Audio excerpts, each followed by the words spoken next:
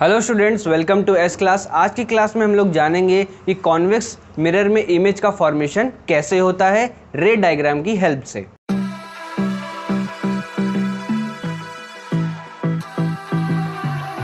आज की क्लास में हम क्या जानने वाले हैं कि कॉन्वेक्स मिरर में किस तरीके से इमेज का फॉर्मेशन होता है। इसके पहले की क्लास में हमने क्या जाना था कि 4 रूल्स जाने थे, जिनके बेसिस पे हमने क्या निकाला था, कॉन्केव मिरर में कैसे रे डायग्राम की हेल्प से इमेज का फॉर्मेशन कहाँ और कितना होता है। अगर आप ये क्लास नहीं देख पाए हैं तो ऊपर आई बटन में और लास्ट में आपको मिल जाएगी, आप लास्ट में से चेकआउट कर सकते हैं। अब हम लोग बढ़ते हैं अपने इस पे। तो इसमें 2 केसेस बनते हैं। पहला केस ये बनता है कि जब ऑब्जेक्ट कहाँ रखी हो, इनफिनाइट पे रखी हो, यानी कि कोई भी डिस्टेंस उसकी कोई भी जानते ना हो हम लोग, तो वो कहाँ पर मान लिया जाएगा, इनफिनाइट पे मान लिया जाएगा। और दूसरा केस ये बनता है कि इनफिनाइट और पोल के बीच में। तो सबसे पहले हम लोग क्या करते हैं, पहले केस की तरफ बढ़ते हैं, जिसमें ऑब्जेक्ट हमारी कहाँ रखी होगी, इनफिनाइट पे रखी होगी। लेट सपोज ये क्या है, हमारी ऑब्जेक्ट है। अब इससे जो रेस चल करके आ रही हैं वो रेस कुछ इस तरीके से आती हैं और यहाँ से क्या हो जाती हैं, डिफ्लेक्ट हो जाती हैं। डिफ्लेक्ट क्यों हो जाती हैं, क्योंकि आप जानते हैं कि कॉन्वेक्स मिरर में क्या होता है, डिफ्लेक्शन होता है। कॉन्केव मिरर में क्या होता है, कन्वर्जन होता है। और ये क्या थी हमारी, ये इंसिडेंट रे थी और ये क्या है, हमारी रिफ्लेक्टेड रे है। और आप जानते हैं कि क्या है, हमारा पहला रूल है। पहले रूल में क्या होता है, जब कोई भी रे ऑफ लाइट किसके पैरेलल आती है, प्रिंसिपल एक्सिस के आती है, तो उसका जो रिफ्लेक्टेड पॉइंट होता है वो कहाँ से होकर के गुजरता है, वो फोकस से होकर के गुजरता है। क्लियर। तो ये क्या है, हमारा कॉन्वेक्स मिरर है, तो इसलिए हम इसका कहाँ पर इमेज का फॉर्मेशन होता है, बिहाइंड द मिरर होता है। कॉन्केव में कहाँ पर हो रहा था, फ्रंट पर हो रहा था। क्लियर। अब हम लोग जानते हैं कि एक रे से तो इमेज का फॉर्मेशन होगा नहीं, जब तक एटलीस्ट 2 रेज होनी चाहिए इमेज के फॉर्मेशन के लिए, तब जाकर के कोई इमेज फॉर्म होगा। कैसे, जैसे ये यहाँ से रेज ऑफ लाइट आई, ये क्या हो गई, ये डिफ्लेक्ट हो गई इस तरफ। ये क्या थी, हमारी इंसिडेंट रे थी, और ये क्या है, हमारी रिफ्लेक्टेड रे है। अब ये भी कहाँ से होकर गुजरेगी, ये फोकस से होकर के गुजरेगी। क्लियर। तो अब 2 पॉइंट्स हमारे पास बनते हैं, क्या है, ये फोकस। और अगर आप चाहें तो इसमें तीसरा रूल भी अप्लाई कर सकते हैं। जैसे ये रे ऑफ लाइट कहाँ से होकर गुजरे, सेंटर ऑफ कर्वेचर से होकर के जब गुजरेगी, तो इस केस में तो यहाँ से रे कहाँ से लाइट जाएगी, तो ऐसा नहीं कर सकते। तो फर्स्ट और सेकंड के थ्रू ही हम इसको समझते हैं। और आप जानते हैं कि जब कोई भी 2 रिफ्लेक्टेड रे क्या करती हैं, इंटरसेक्ट करती हैं एक दूसरे को, तो इमेज का फॉर्मेशन वहीं पर होता है। तो इमेज का फॉर्मेशन कहाँ हो जाएगा, हमारा F पर। तो आपसे जो सवाल पूछे जाएंगे, सबसे पहला कि ऑब्जेक्ट कहाँ था, तो ऑब्जेक्ट हमारा था इनफिनाइट पे। फिर आपसे पूछा जाएगा कि इमेज का फॉर्मेशन कहाँ हुआ, तो फोकस पे हुआ। फिर आपसे पूछा जाएगा कि किधर हुआ, तो आप बताएंगे behind the mirror at focus पर हुआ।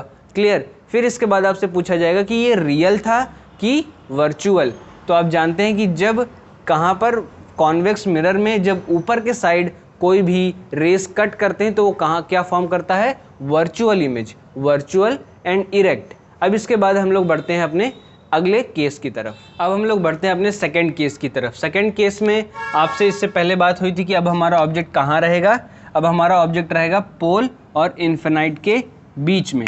पोल और इनफिनाइट के बीच में हम ऑब्जेक्ट को कहीं पर भी रख सकते हैं, तो यहाँ पर रख लेते हैं अपने ऑब्जेक्ट को। क्लियर। अब इसमें क्या हमारे 2 रूल्स फॉलो होंगे, पहला और तीसरा रूल।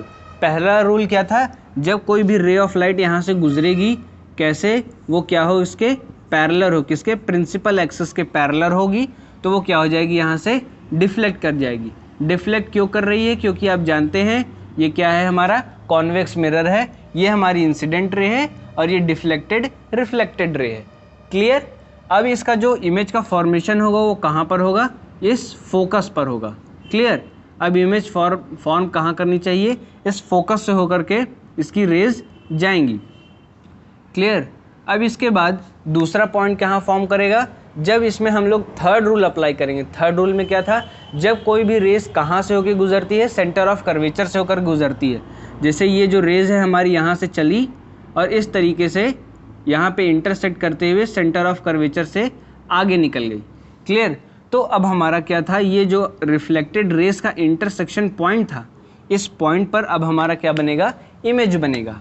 तो यहाँ से ये इमेज हमारा यहाँ पर फॉर्म करेगा। लेट सपोज इसकी साइज़ क्या थी, ए और बी थी, तो इसकी साइज़ क्या हो जाएगी, ए डैश बी डैश। तो अब आप जान गए कि कॉन्वेक्स मिरर के इस केस में कहाँ पर इमेज फॉर्म हो रहा है और किस रूल से इसको हम लोग निकाल सकते हैं। सबसे पहला आपसे सवाल पूछा जाएगा कि इमेज की पोजीशन कहाँ पर है, तो आप बताएंगे कि पोल और फोकस के बीच में है इसकी पोजीशन। फिर आपसे पूछा जा सकता है कि ऑब्जेक्ट की पोजीशन कहाँ है, तो आप बताएंगे इन्फिनाइट से पोल के बीच में है ऑब्जेक्ट की पोजीशन। क्लियर। अब आपसे पूछा जाएगा कि जो इमेज की जो साइज़ है, इमेज की साइज़ क्या है, तो आप बताएंगे कि डिमिनिश्ड साइज़ की, मतलब छोटा साइज़ है। और इसके पहले वाले केस में क्या था, इसके पहले वाले केस में हाईली डिमिनिश्ड था, या फिर आप कह सकते हैं पॉइंट साइज़ था, क्योंकि वहाँ पर इमेज कहाँ फॉर्म हो रही थी, फोकस पर फॉर्म हो रही थी, एकदम पॉइंट साइज़ था इससे पहले। क्लियर। और इस केस में क्या है, हाईली डिमिनिश्ड, यानी कि थोड़ा छोटा है। ठीक है, सॉरी डिमिनिश्ड है, इससे पहले वाले में हाईली डिमिनिश्ड था, इसमें डिमिनिश्ड है। क्लियर। अब लास्ट में आपको 2 क्वेश्चंस दिए जाएंगे जिनका आंसर आप कहाँ कमेंट्स में लिख सकते हैं। आपके आंसर सही रहेंगे, अगली क्लास में तब डिस्कस किए जाएंगे जिन स्टूडेंट्स के आंसर सही आते हैं। और अगर आपको ये क्लास अच्छी लगी हो तो आप इसे लाइक करिएगा। आने वाली क्लास के लिए चैनल को सब्सक्राइब करके बेल आइकन पर ऑल क्लिक करिए। Thank you.